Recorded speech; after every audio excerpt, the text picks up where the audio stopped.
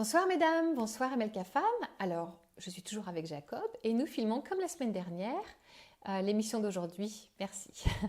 Donc aujourd'hui, on va traiter un nouveau sujet qui est encore une fois répond à une question de l'une d'entre vous mesdames. J'apprécie énormément que vous m'envoyiez les sujets que vous voulez que j'aborde. Alors aujourd'hui, nous allons parler de comment s'occuper de ses parents ou de ses grands-parents âgés. Je vais prendre le verset. J'imagine que vous pouvez deviner Éphésiens 6, 2 ou Exode 30, 12 d'ailleurs. Honore ton père et ta mère, c'est le premier commandement avec une promesse. Bien sûr, on va parler d'honneur du papa et de la maman, mais cette fois-ci avec la roue de la vie qui tourne en fait, dans un contexte différent. C'est intéressant que ce commandement soit le premier qui soit attaché à une promesse d'une vie longue et heureuse d'ailleurs. Mais il va falloir qu'on le voit sous un angle différent parce que la roue de la vie fait que les parents s'occupent des enfants quand ils sont petits.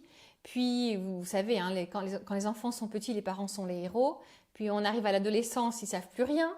Puis après, quand ils sont des jeunes adultes, ils redeviennent intéressants, surtout maman, pour savoir comment est-ce qu'on fait tel plat ou papa, comment est-ce qu'on gère tel papier administratif ou autre. Je ne vais pas faire des clichés trop généralistes, mais la roue de la vie tourne. Et puis, on se retrouve avec des parents et des enfants qui sont adultes ensemble, et puis les parents vieillissent, ou les grands-parents vieillissent, et on se retrouve dans des situations compliquées, parfois.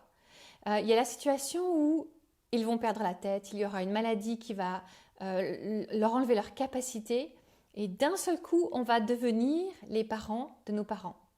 Et ça, je vous assure que c'est difficile à vivre. Peut-être que vous traversez cela. Il faut arriver dans sa tête à switcher. En fait, j'ai plus cette ressource, cette protection qui était papa et maman parce qu'aujourd'hui, ils ont besoin de moi dans une nouvelle capacité. Donc si les parents ou les grands-parents ont perdu la tête ou une maladie qui les rende dans une situation où ils ne peuvent plus prendre soin d'eux, alors il faut faire le deuil de cette relation parent-enfant et switcher, passer à une autre relation et accepter que d'un seul coup, eh bien, les rôles s'inversent et je vais devoir prendre soin d'eux. Ça veut dire peut-être prendre en charge la partie administrative, prendre en charge les décisions médicales, leur enlever les clés de voiture parce que ça devient dangereux pour eux de conduire, etc. Faisons-le avec le plus de douceur possible en expliquant ce qui se passe, même si on n'est pas sûr de quel pourcentage des décisions est compris. On se souvient qu'ils ont été nos parents à un moment donné où ils étaient en capacité de le faire, même si on prend un rôle parental avec eux, d'autorité avec eux, gardons cette notion de j'honore, je respecte et je prends soin. Comme je l'ai dit, il faut faire le deuil d'une relation dans notre cœur pour pouvoir rentrer dans un rôle d'aidant en fait. Et puis, il y a aussi les parents et les grands-parents qui vieillissent en gardant toutes leurs capacités intellectuelle et de décision. Et là, il va falloir jongler avec le je respecte, j'honore et je leur laisse la décision finale tout en les accompagnant dans les choix qu'il vaudra qu'ils fassent. Je pense au choix du lieu d'habitation, je pense au choix de nourriture, de repas, de comment je m'alimente, de comment je passe mes journées, etc. Donc, il va falloir faire un mixte entre je les accompagne, mais en même temps, je respecte leurs décisions.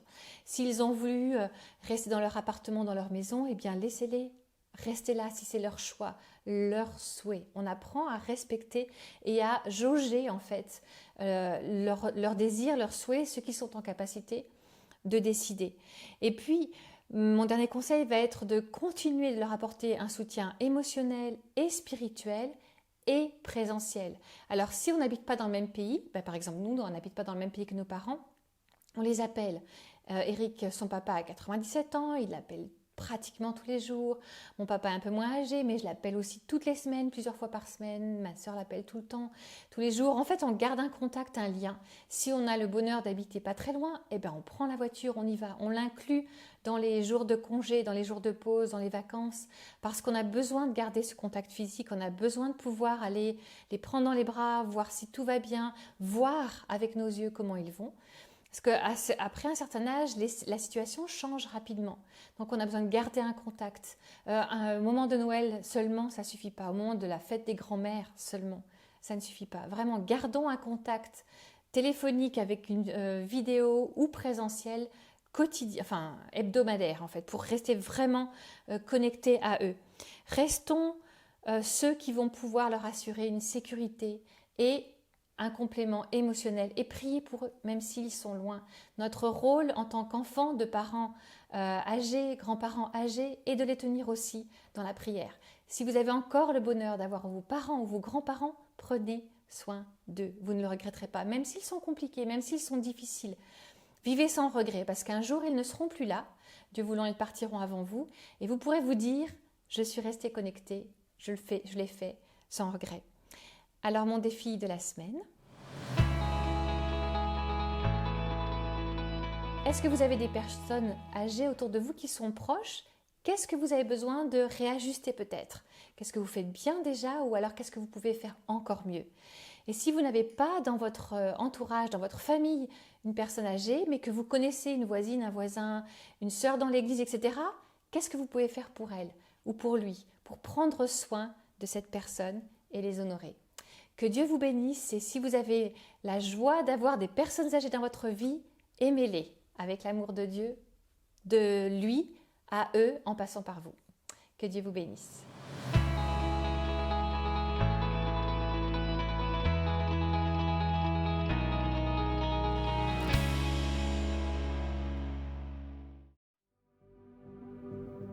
Chers amis, depuis le mois de mars, l'Église MLK a mobilisé tous ses moyens humains, techniques et financiers pour vous offrir chez vous des messages et des émissions de qualité. Car chaque jour, nos équipiers, qu'ils soient bénévoles ou salariés, donnent le meilleur d'eux-mêmes pour refléter l'amour de Jésus. La mission que Dieu a confiée à l'Église MLK consiste à communiquer son amour à vos enfants, à vos ados, à vos amis, à vos proches, à tous ceux qui décrochent de nos églises plus traditionnelles. C'est vraiment cet amour qui nous a attirés. C'est surtout pendant le premier confinement au mois de mars que nous avons découvert les émissions pour enfants. Vraiment, ça nous a bénis. On a passé des bons moments en famille à regarder. Donc moi et mes deux filles, on a regardé tous les mercredis pratiquement les émissions ML Kids. Et c'était vraiment une bénédiction pour moi ainsi que pour ma famille. Autrement qu'avec le parler, on peut toucher aussi avec le visuel.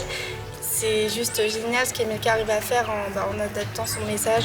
Dieu est dans cette maison tout le temps, certes, mais le dimanche matin, il est là plus. Nous ne pouvons pas réussir cette mission de reconnexion sans vous. Aidez-nous à les atteindre. Aujourd'hui, nous recherchons 3000 partenaires. 3000 partenaires qui choisissent de rejoindre financièrement ce travail en soutenant MLK à hauteur de 10 € ou plus chaque mois. Mon seul objectif est de donner une nouvelle chance à chaque personne qui risque de s'éloigner, qu'elle soit auprès ou au loin. Une chance de reconnecter personnellement avec Dieu. Aidez-nous. Devenez partenaire financier de MLK chez vous.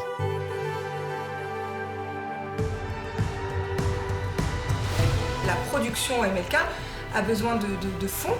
Voilà, je me dis pourquoi pas semer, parce qu'on a été bénis. Devenir partenaire pour moi, c'est faire ma part pour que ça bénisse d'autres personnes qui, à un moment donné, auraient peut-être aussi besoin de ce message, de ces messages, à tout moment. Ça me paraît naturel d'aider cette église à continuer à diffuser le message et à étendre le royaume de Dieu.